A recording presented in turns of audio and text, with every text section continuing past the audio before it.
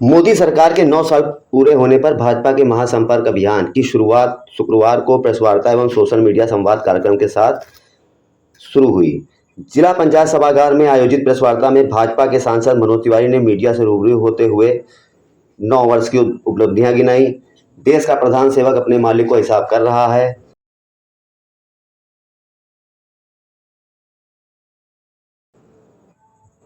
Press वार्ता में उपलब्धियां गिनाते हुए उन्होंने भाजपा का महासंपर्क अभियान की शुरुआत भी इसी के साथ की। इस दौरान तमाम भाजपा नेता मौजूद है, जिसमें मुख्य रूप से लोक निर्माण मंत्री जिला प्रभारी जितिन प्रसाद। नरेंद्र मोदी जी की सरकार के 9 साल पूरा होने पर जो हम 9 साल गरीब कल्याण के, सेवा और सुशासन के, उसके ऊपर बात करने आए हैं आज बाराबंकी लोकसभा में। तो यहाँ पे उपस्थित हमारे साथ जितने लोग हैं, अब मैं आमतौर पे सबकी तरफ से बोल रहा हूँ और बड़ी हमें सौभाग्य महसूस हो रहा है कि जिस बाराबंकी में कभी किसी महादेवा बाबा के दर्शन करने के लिए आता रहा, कई बार देवा शरीफ भी आता रहा, उसी बाराबंकी में आज हमारे पार्टी के राष्ट्रीय अध्यक्ष जेपी नड्डा जी ने हमें 9 साल की नरेंद्र मोदी जी की सरकार की कुछ बातों को आपके बीच रखने के लिए भेजा गया। इस अवसर पे आप सब अच्छी तरह जानते हैं, हमारे साथ इस प्रेस कॉन्फ्रेंस में मेरे प्रिय भाई और एक बहुत ही लोकप्रिय शख्सियत श्री जितिन प्रसाद जी, जो इस उत्तर प्रदेश के PWD तो देख ही रहे हैं मंत्री के रूप में, मगर वो इस यहाँ के भी प्रभारी मंत्री हैं। इस नाते उनकी उपस्थिति है, मैं उनका भी स्वागत करता हूँ। और हमारे नरेंद्र मोदी जी के डायरेक्ट जो सिपाही के रूप में यहाँ से काम करते हैं, आदरणीय हमारे सांसद जी स्वयं यहाँ उपेंद्र सिंह रावत जी उपस्थित हैं, और यहाँ के जो जिलाध्यक्ष हैं जिनके तरफ से सारी व्यवस्था की हुई है, हमारे शशांक जी उपस्थित हैं, आपसे कुछ बातें भी किए। वो हमारी अर्चना मिश्र जी, राजरानी रावत जी यहाँ जिला पंचायत अध्यक्ष हैं, उन्होंने स्वागत किया। बड़ा सुंदर हमें वो राम जी के जो जनवरी में दर्शन करने वाले हैं उनका अभी से आभास कराया। तो उनके मिश्र जी जो यहाँ के जिला प्रभारी हैं, साकेत प्रताप जी विधायक जी, दिनेश रावत जी विधायक, माननीय विधायक दोनों, अंगद कुमार सिंह जी माननीय MLC विधायक हैं, और इनके साथ साथ हमारी दिल्ली से हमारे साथ जो दिल्ली का social media, IT, media relations, ये सब को एक प्रभार के रूप में देखे ऐसे नील उपस्थित है। जब हम 9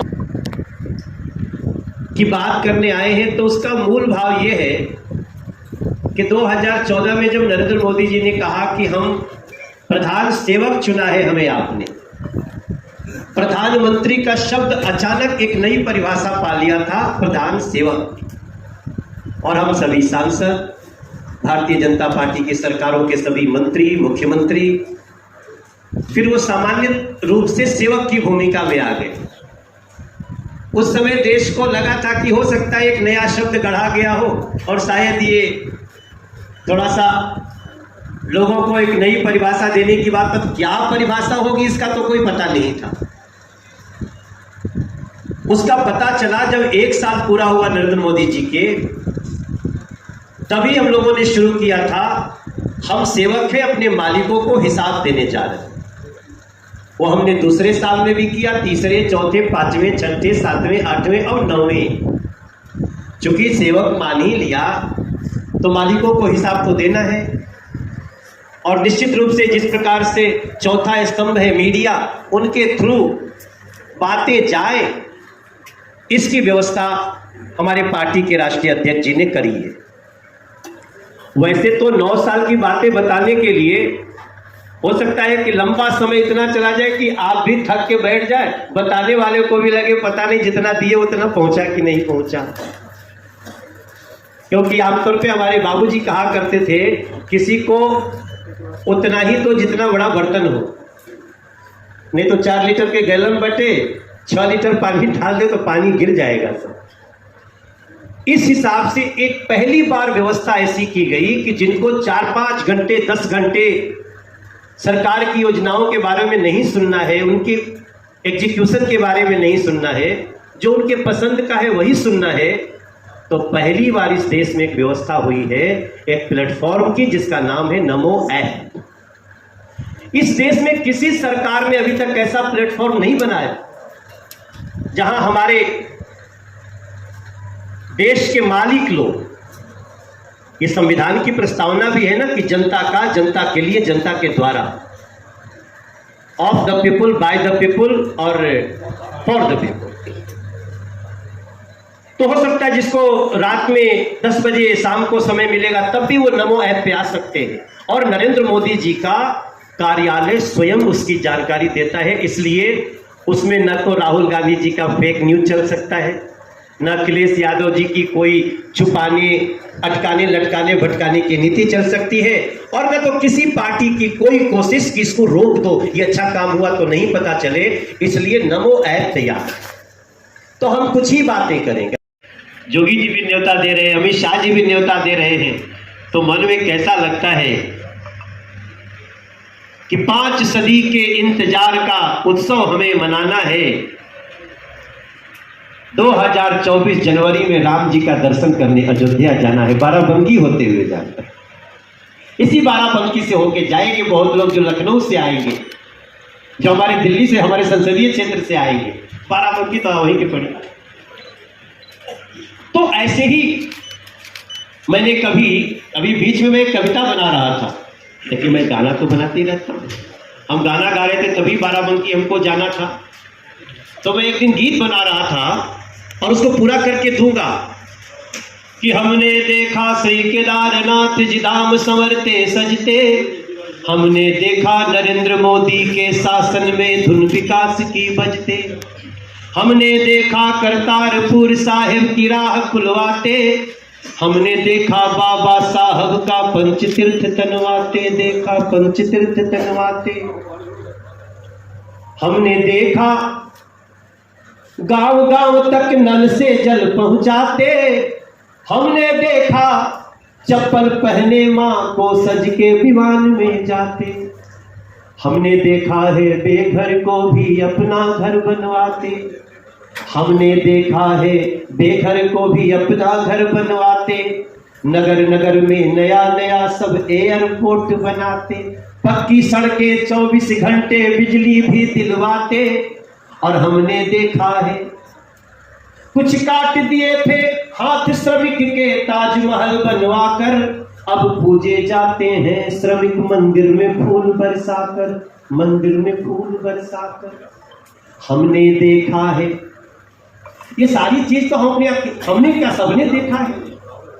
तो मैं इस जगह पे पहुंचता हूं कि चाहे बाबा विश्वनाथ की महिमा दुनिया देख रही हो, चाहे वो उज्जैन का महाकाल लोक देख रही हो, या विंध्याचल धाम सजता देख रही हो, एक पटरी हमारा इंफ्रास्ट्रक्चर का है, दूसरा पटरी हमारा भारतीय संस्कृति का है।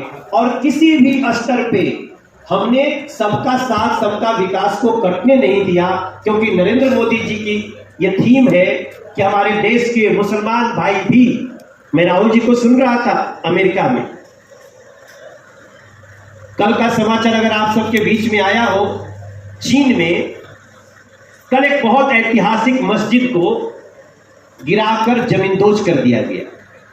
न तो ओवैसी का एक बयान आया है, न तो राहुल गांधी का बयान आया है, न तो अखिलेश यादव जी का बयान आया है, और न ही पाकिस्तान का बयान आया है। 8000 मस्जिदों को तोड़ दिया गया चीन में। और हमारे भारत में, भारत के प्रधानमंत्री कहते हैं हम आपको एक हाथ में कुरान और एक हाथ में कंप्यूटर देके आगे बढ़ाना चाहते हैं, और वो बढ़ रहे हैं, देश की प्रगति में हिस्सा ले रहे हैं। हिंदू हो, सिख हो, ईसाई हो, बौद्ध हो, जैन हो, पारसी हो, मुसलमान हो, हमारे यहाँ सबके लिए एक तरह की व्यवस्था है। इसलिए हमें नरेंद्र मोदी जी के 9 साल के कार्य पे गर्व है। अगर इसके बाद भी कई बातें ऐसी हैं जो लोग जानना चाहते हैं तो उन सभी को मैं निवेदन करूंगा कि प्लीज एक बार नमो ऐप पे विजिट करिए। मंत्री जी, एक सवाल है मेरा कि ब्लैक स्पॉट चिन्हित होते हैं रोडों में, कि उनको लेकिन 3 साल लग जाता है उनको ठीक करने में। तो हम समझते हैं कि आपको सेंट्रल गवर्नमेंट का भी अनुभव है, कि इस पर कुछ आप अच्छा करेंगे तो शायद। नहीं, बिल्कुल आपका प्रश्न बिल्कुल जायज़ है और ये सरकार की, मैं कह सकता हूँ, माननीय मुख्यमंत्री जी के स्पष्ट निर्देश हैं कि सुरक्षा, सड़क सुरक्षा प्राथमिकताओं में से है, टॉप प्रायोरिटी है, कोई समझौता नहीं। और इसी को दृष्टिकोण में रखते हुए, क्योंकि विलम्ब जो हुआ है, अब प्रति माह जिलाधिकारी स्तर पर महीने के पहले हफ्ते पे, जिसका पीडब्ल्यूडी नोडल है, और भी इसमें विभाग होते हैं, ट्रांसपोर्ट विभाग है, नगर निगम है, तो वो जिले की मीटिंग होती है जहां ब्लैक स्पॉट्स उत्पन्न हो रहे हैं और पूर्व में जो जहां ब्लैक स्पॉट्स का निस्तारण नहीं हुआ है उसकी रिपोर्ट लोक निर्माण विभाग प्रति माह मंगवाता है और स्पष्ट निर्देश दिए गए हैं अधिकारियों को कि इससे कोई समझौता नहीं होगा, क्योंकि आंकड़े जो हैं, और ये सिर्फ उत्तर प्रदेश नहीं, वर्ल्ड ओवर काफ़ी चिंताजनक रहते हैं, मगर हम लोग पूरा प्रयास कर रहे हैं भारत में, क्योंकि ये बहुत ऐसी चीज़ है जो आंकड़े बताते हैं कि बड़ी बड़ी महामारी में इतनी मृत्यु नहीं होती जितनी एक्सीडेंट से हो जा रही है। और पूरा प्रयास किया जा रहा है, जो डिज़ाइन फॉल्ट्स हैं सड़कों में उनको सही किया जा रहा है, और अगर कहीं और निर्देश दिए हैं डिज़ाइन फॉल्ट्स होंगे तो जवाबदेही तय की जाएगी और जिम्मेदारी फिक्स करके कार्रवाई भी की जाएगी। अच्छा, तो आज हम करेंगे इसको। भैया नमस्कार। भैया नमस्कार। अपने लिए जो भी उन्होंने सवाल उठाया है उसमें एफआईआर हुई है, समय समय पे उनके कुछ बयान बदले हैं, इसलिए उसमें एक जांच की आवश्यकता थी और जांच है। मैं आपको विश्वास दिलाता हूं कि इनकी जांच का निष्कर्ष आने दीजिए, पक्का न्याय होगा। बस मैं इतनी प्रार्थना करना चाहता हूं, ये जो राजनीतिक लोग आकर के उन पहलवानों को जो कभी कभी डिस्प्यूट दे देते हैं। अब एक घटना मैं आपको बताता हूं। एक दिन मैं उन पहलवानों से दिल्ली में मिलने जा रहा था, मैंने पीटी उषा जी से बात की। पीटी उषा जी ने कहा ओके मनोज, हम चलते हैं। और अब समझ लिया हमको और उनको आने में थोड़ा सा आगे पीछे हुआ और पीटी उषा जी पहले चली गई। पीटी उषा जी को पीटा गया वहां। इस देश का गौरव पीटी उषा ने कैसे, अभी तक भारत की कोई भी महिला धाविका उस मानक को नहीं छू पाई है। पीटी उषा जी उनसे बात करने, पहलवानों ने नहीं मारा, वहां जो लोग अवांछनीय तत्व थे उन्होंने पीटी उषा को मारा और पीटी उषा को भाग करके जान बचानी पड़ी। ये क्या सुरक्षा की स्थिति रही तो ये बात नहीं, हम ऐसी अपेक्षा नहीं कर रहे थे। आपकी पुलिस है, कंप्लेन हुई है, हम केवल आपको ये कह रहे हैं, हम तो अपेक्षा ही नहीं किए कि पीटी उषा पहलवानों की मतलब खिलाड़ियों की टीम में पिट सकती है ना। ये हम ऐसा अनुमान नहीं लगाए कि वहाँ पीटी उषा पिट सकती हैं, मगर फिर भी सर दिल्ली पुलिस ने पहलवानों को वहां मारा भी है, घसीट के पीटा भी है। एक वीडियो भी वायरल हो रहा था, उस संबंध में कुछ कहिए। तो कौन पूछ रहे हैं? सर इधर मैं आपको बताऊं, एकदम इस तरह के फेक अफवाहों में न पड़े। एक घटना हुई जिस दिन नई संसद का शुभारंभ हो रहा था, उस दिन वहाँ 144 लगी थी। कुछ राजनीतिक लोगों ने उन लोगों को भ्रमित करके उसमें जाने के लिए प्रेरित कर दिया। उसी दिन केवल रोका गया है, अन्यथा उनके ऊपर कोई ऐसी कार्रवाई न हुई है और न तो होगी।